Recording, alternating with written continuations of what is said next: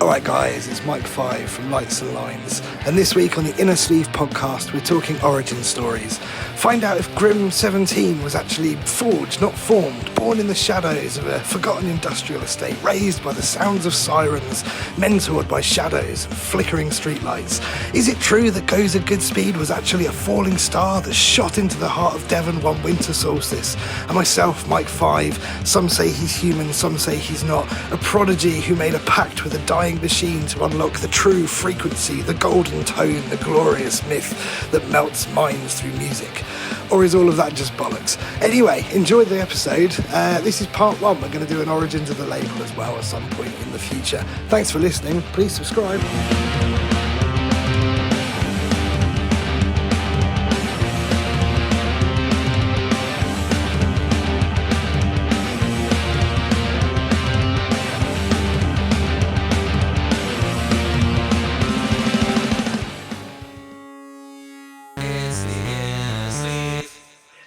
So today on the Inner Sleeve, we're talking about origin stories, and we're talking about our own personal origin stories in relation to music, and a little bit about the origin of Lights and Lines as a label as well. And I feel like maybe Grim, you should start this episode. Okay. Yeah, well, I actually, interesting enough, I was a foundling. My parents found me out in the wilderness in a small capsule that fell from the sky and landed on the earth, and they took me home and raised me as their own. That's fantastic. I believe you as well. Yeah. God knows what fucking planet I'm from. No, I don't know. Origins is an odd one.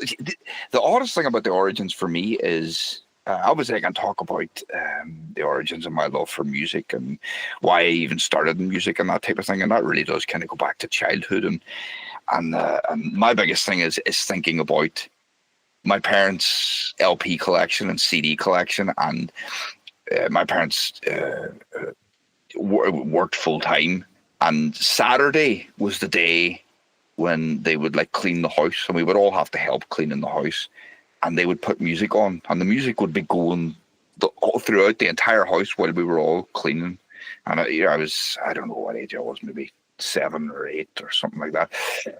And I just remember the music was always great, and they were happy. Those were good. Those were nice, happy days. We were all together, and yeah, okay, cleaning's not the most exciting of tasks, but the music was always fantastic. Now, the one I loved a lot at the time, and this is going to sound pretentious as fucking shit, but was Mozart.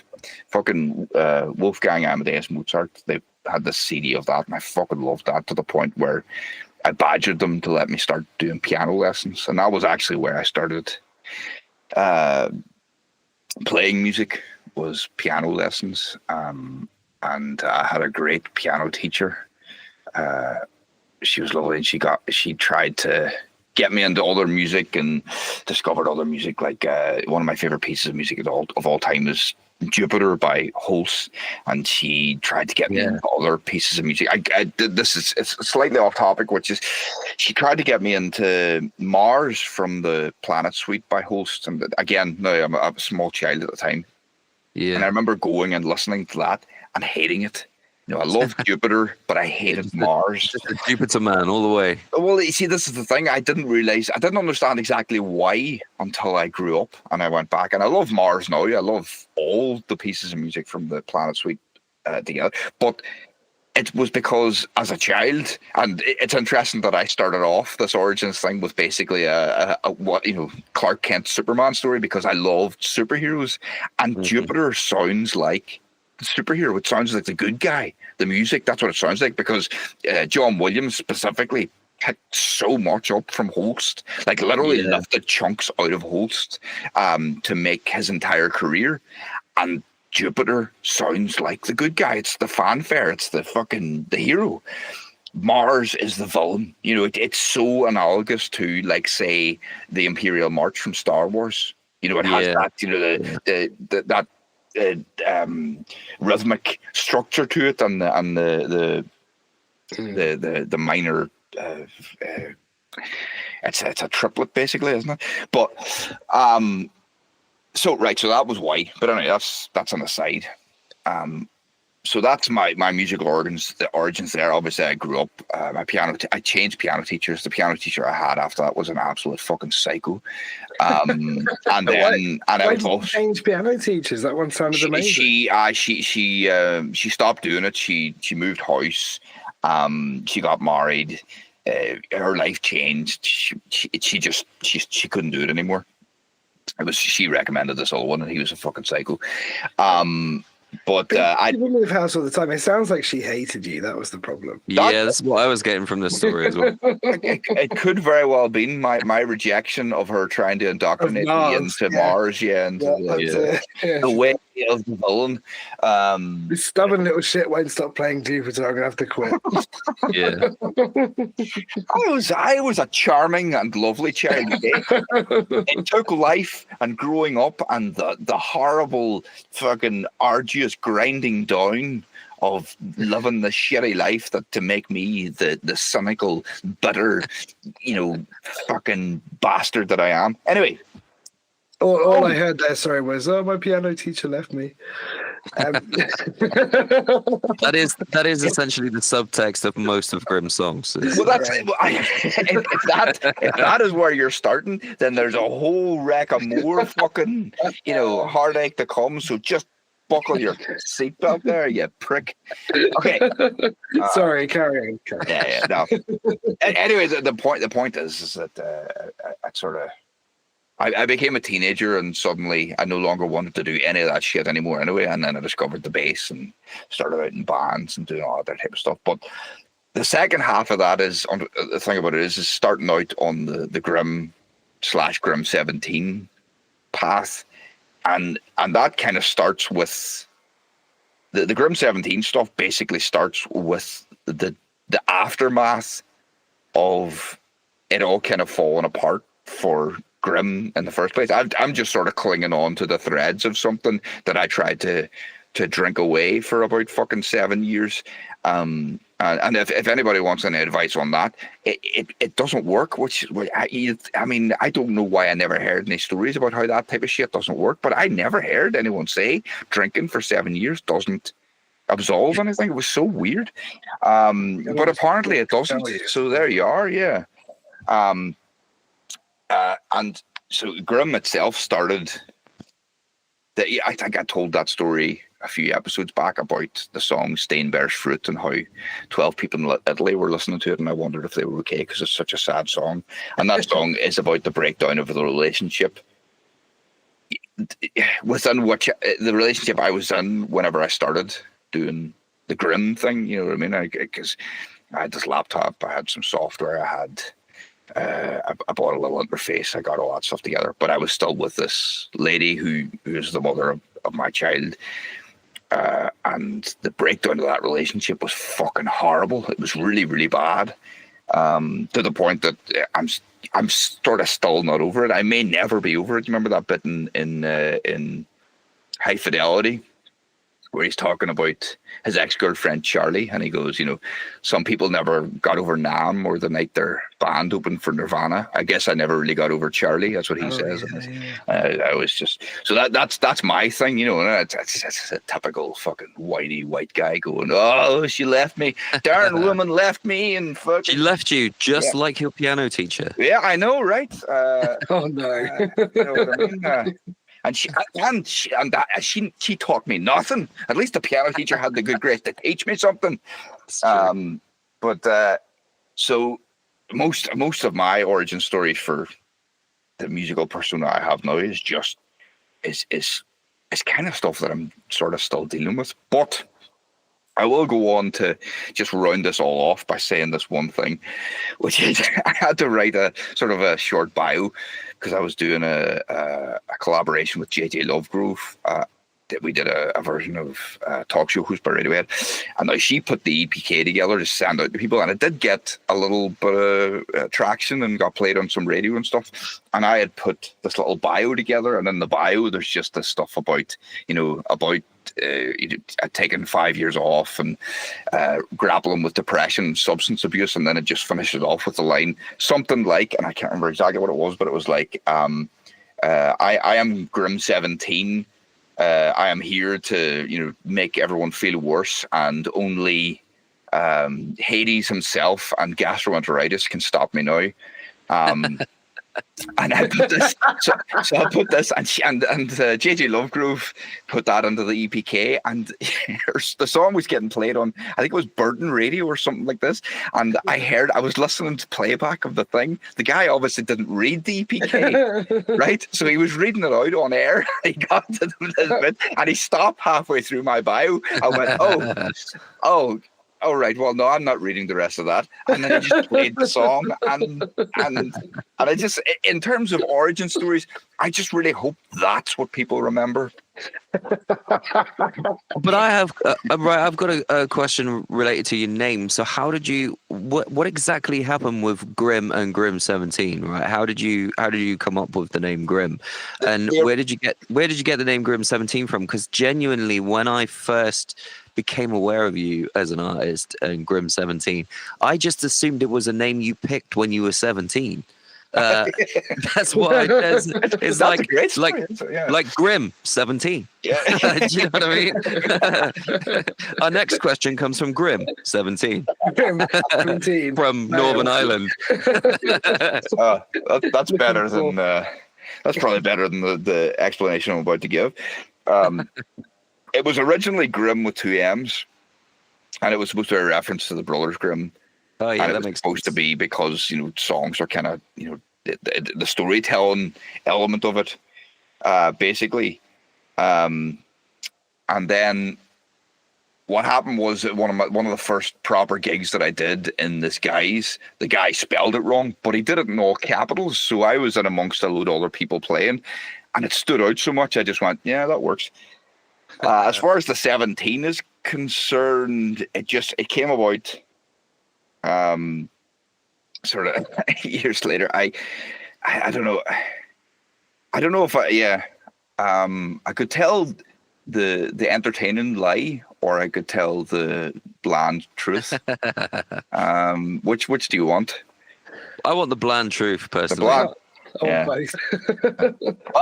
The bland truth is, whenever I went to start uploading stuff to Spotify, there were 16 other Grimms. So I was the 17th, so Grim 17.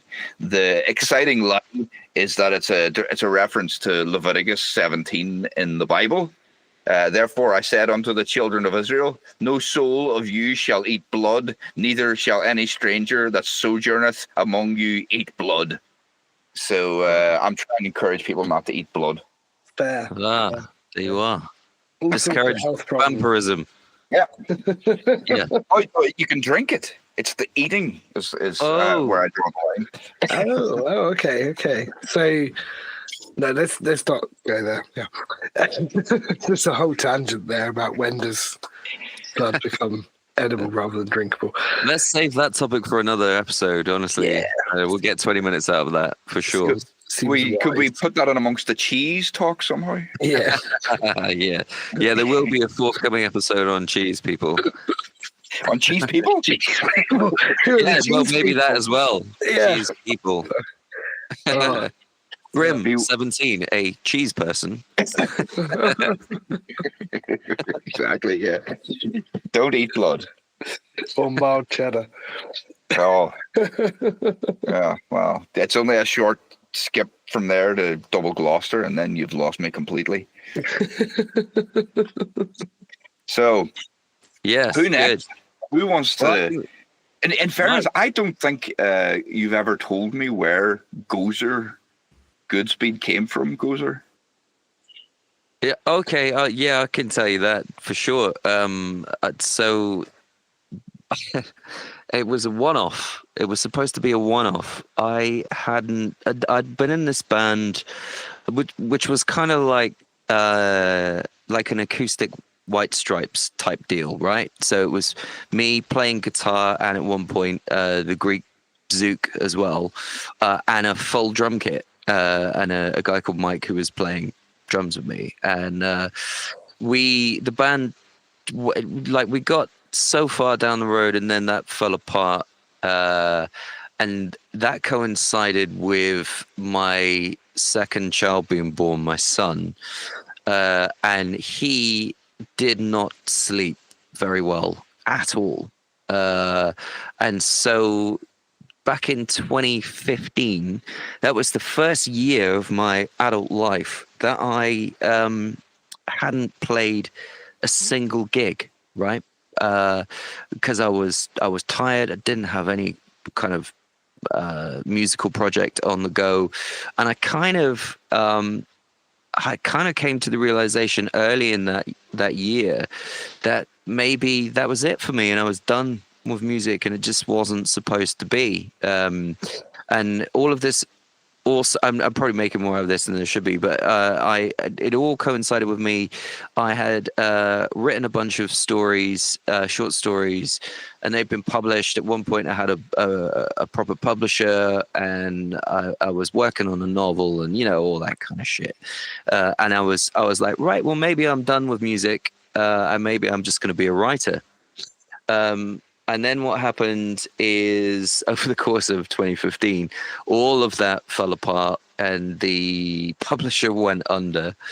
I was really miserable because I wasn't playing any music, and I still wasn't getting any sleep. So come early 2016, I just started to pick up the guitar again, and in my misery, write some songs. And I'd literally just started, maybe had 2 or 3 new songs, but I kind of liked where I was going with them, right?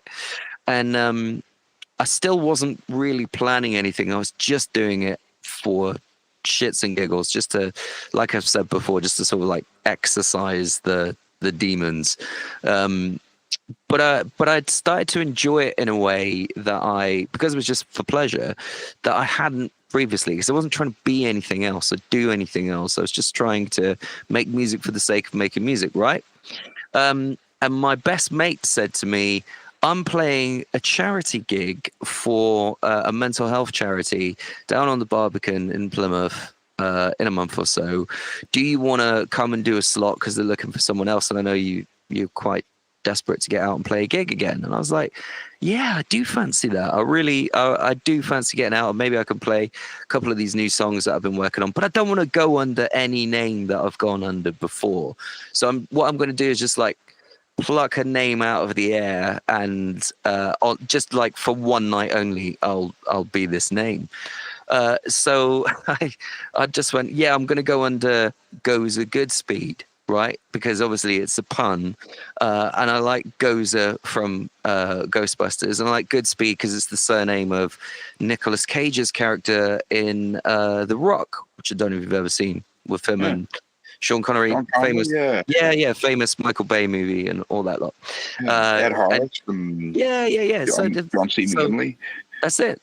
That's it. You're familiar with the film. I like it. You don't have to prove it any more than that. But yeah, so one night only, Gozer Goodspeed, and I thought this would be a good crack. And I went down to the venue and I played the set, and it went really, really well. And it was quite packed at the venue. Everyone seemed to respond really well to it, and it turned out that I knew the landlord from a few years before, when I was running open mic nights, and he offered me a residency off the back of that set that I did every month down at the pub that I was playing in. So suddenly the name Gozer Goodspeed just stuck, right? And I was kind of like, well, I might as well go with it, because people seem to like it, and that was now 10 years ago, almost 10 years ago. So yeah, I mean, that's literally the origin of how I got started as Gozer Goodspeed. But my whole remit was, I'm just playing exactly the kind of music that I want to play, and I'm not trying to be anyone else or ape anything else or be a part of any movement or what have you. I'm literally just writing and playing the songs that speak to me. So I feel like it was a turning point for me, just because I had to like put all my aspirations to bed, right? And just in order to find some kind of authenticity as a songwriter. And it was a real turning point for me then, because I was I was coming up from my late 30s, and it was like, right, if I'm going to be back in the music scene and I'm going to be doing anything at all, it's all going to be on my own terms. I can't put up with any bullshit anymore. It's all going to be me. So that was that. And then, I recorded an EP. One of the songs on the EP got played on BBC Introducing. So suddenly there was like a little bit of traction, and then stuff, just the EP that I recorded just got played in lots of different places, and none of it was particularly like earth shattering on a global scale or anything like that, but it was cool for me, because all of a sudden it seemed like the stuff that I was writing was speaking to people and people were liking it, and that was unusual. I'd not got any traction in anything that I'd done previously, so I was and out of all of that, this has grown. So every now and then, even though to the outside eye I might look like I'm a not very popular musician who doesn't have much in the way of a fan base or whatever, I still pinch myself and go, I can't believe that I've managed to ride this train this far already. Do you know what I mean? It's to me it's all quite incredible, because I never expected to have a kind of second life as a musician. I was all ready to give it up. As far as I was concerned, I had given it up.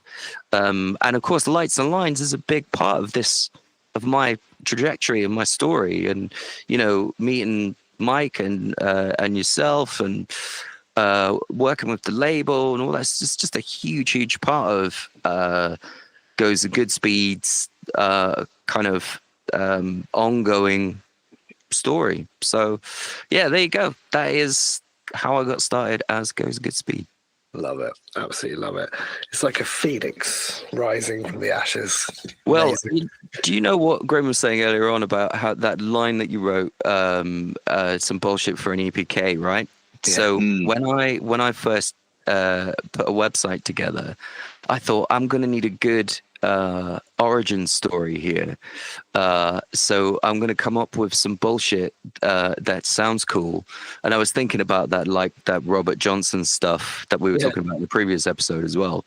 And I had this story on the website and in my bio for a while, which was about how when I was a young teen, I was on holiday and I'd like picked my way down to this river, and there was a huge rainstorm just as I arrived at the river.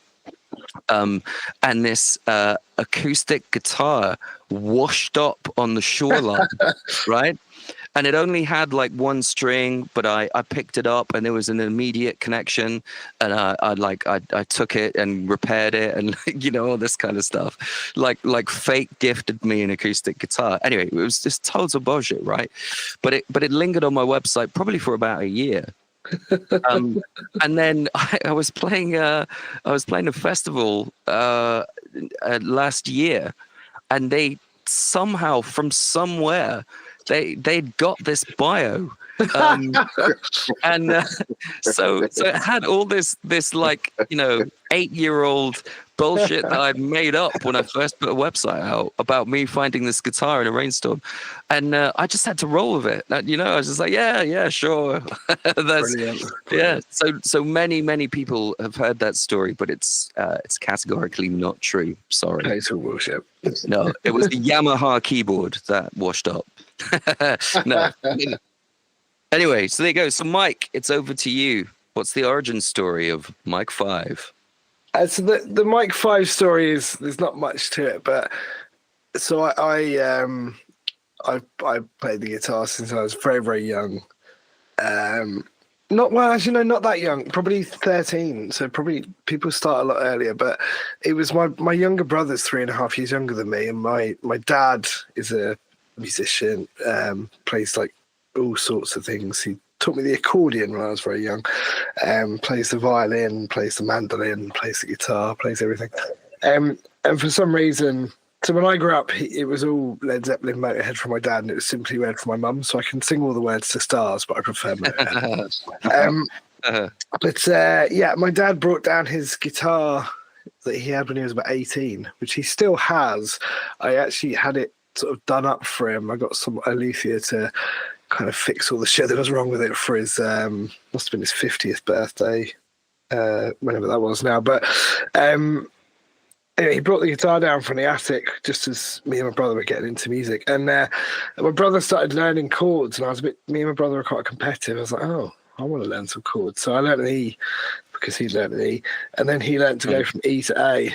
And I was like, oh, that's quite good. So I went from E to A. And then my brother kind of put a rhythm and went, din, din, din, din, din, din, din, din. I was like, oh, I better learn that. So we kind of learned the guitar because we wanted to outdo each other, basically. And then we got really into music. We had friends in bands. And at a very young age, I was like putting gigs on in, well, I talked about this before, putting gigs on in like local village halls and stuff, and just getting kids to turn up and pay money at the door and pay all the bands, and we set up all the PA. We just did everything. I don't really know how we did it without grown-ups. But then I don't feel like a grown-up now, and we still do this shit. So, so did that, carried on, played in lots and lots of different bands without boring you with all the details. But the Mike 5 thing comes from the last sort of proper band I was in was called 1 in 5. Which was funny. My brother played the keys in that band. My best friend from school played bass.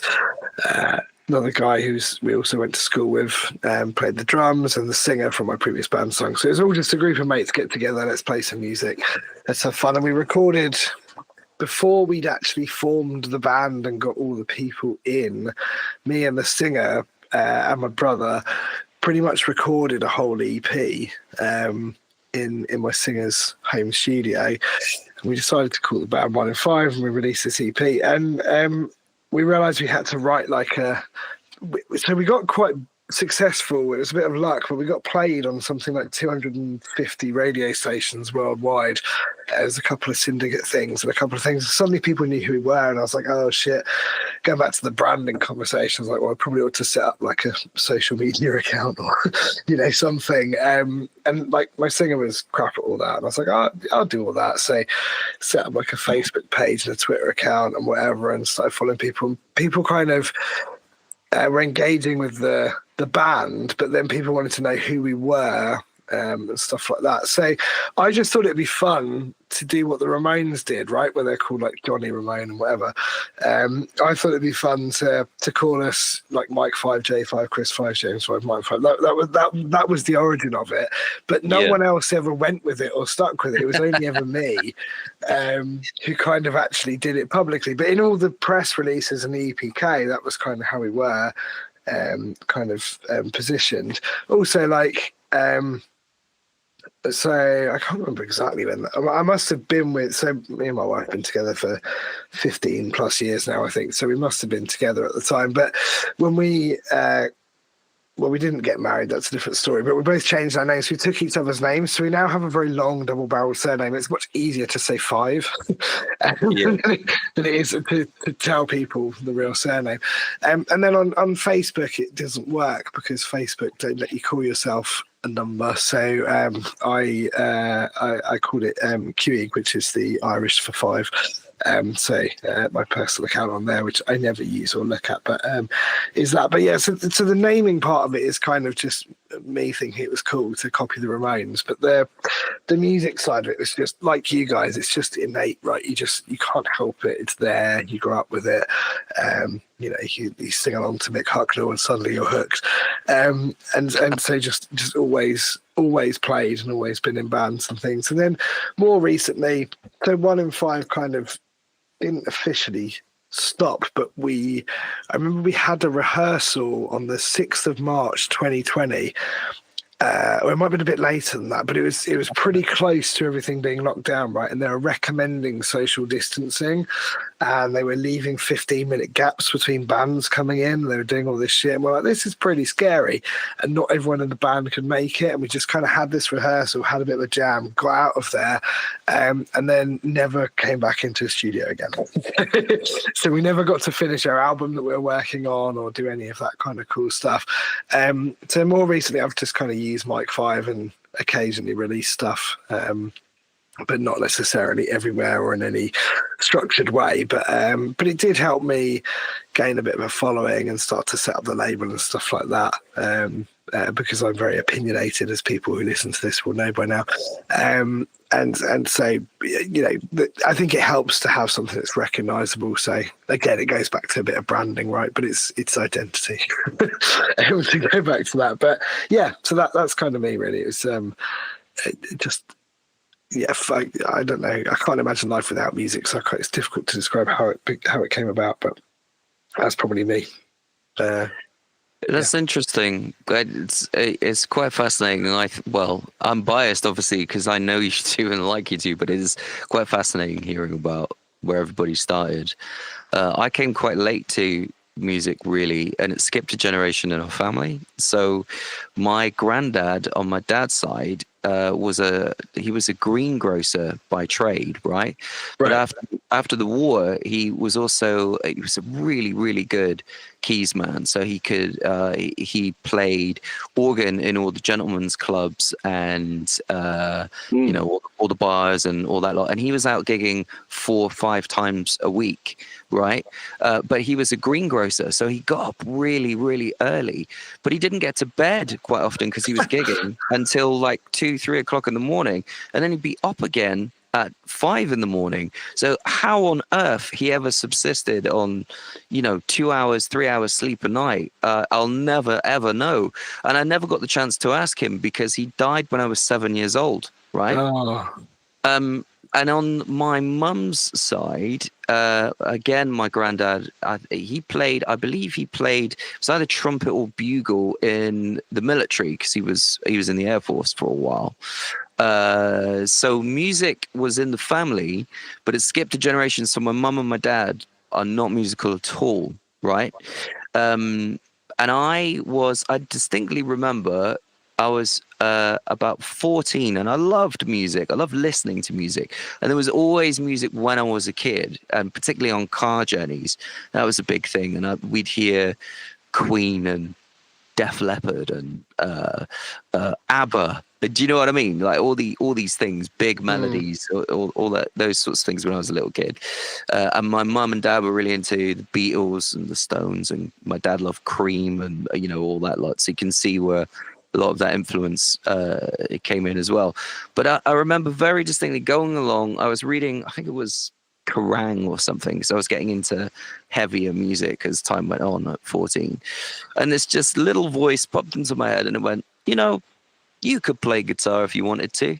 And I thought, yeah, I reckon I could. And that was literally it. And then at the age of 15, almost 16, I got my first guitar. And that was it. I taught myself to play, and I went about it the wrong way, the long way. I made every mistake going, and it took me ages to become remotely proficient. But yeah, I'm glad now that I went the way that I did, but I came to it fairly late. And as I say, it skipped a generation in my family. Interesting. Very, very different stories, frankly.